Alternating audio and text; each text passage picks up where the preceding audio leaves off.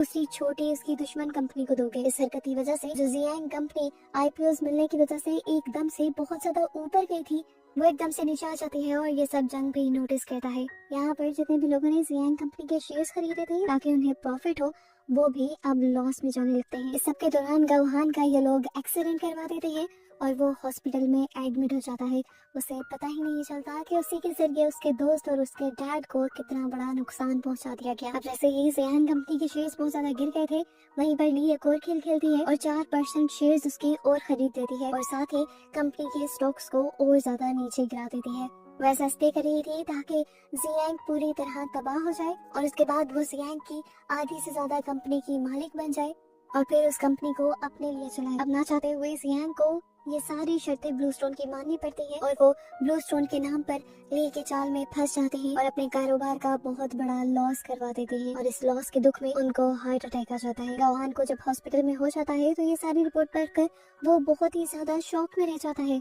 उसे लेके धोखे की सारी समझ आ गई थी। वो जल्दी से ली के ऑफिस में जाता है और उसे बहुत बुरा भला कहता है। वो कहता है, मैं समझ गया हूँ, तुम्हें सिर्फ जियांग कंपनी की टेक्निकल रिपोर्ट चाहिए थी जिसके लिए तुमने इतनी घिनौनी चाल चली और उसके बाद उनकी कंपनी तबाह कर दी। इसी वजह से अब मैं तुम्हारे साथ कोई और काम नहीं करूंगा।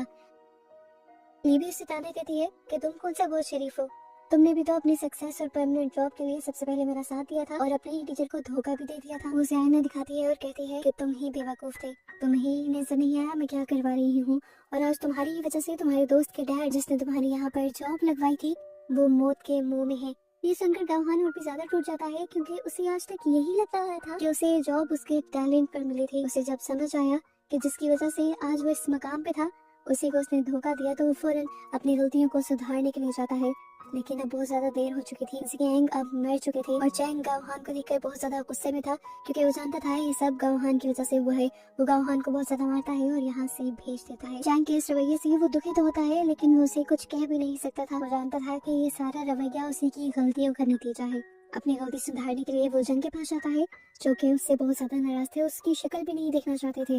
वो जंग से माफी मांग लेता है और कहता है, प्लीज अगर आप मेरी मदद नहीं करेंगे तो मेरे साथ साथ जियांग कंपनी और जियांग कंपनी से जुड़े सारे छोटे छोटे इन्वेस्टर्स जिसके पैसे जियांग में इन्वेस्ट हैं और फंसे हुए हैं वो सभी मारे जाएंगे। उन लोगों के लिए सही पर जंग गौहान की बात मानने के लिए तैयार हो जाता है। इसके बाद गौहान अपने दोस्त के पास जाता है और उससे माफी मांगता है। वो कहता है, मैं मानता हूँ कि तुम्हारी कंपनी के साथ और तुम्हारे डैड के साथ जो कुछ हुआ वो मेरे धोखे की वजह से हुआ, लेकिन मेरा यकीन मानो मैं तुम्हें धोखा नहीं देना चाहता था। ये धोखा ली ने मुझे दिया है। मेरी बस इतनी गलती थी कि मैंने ली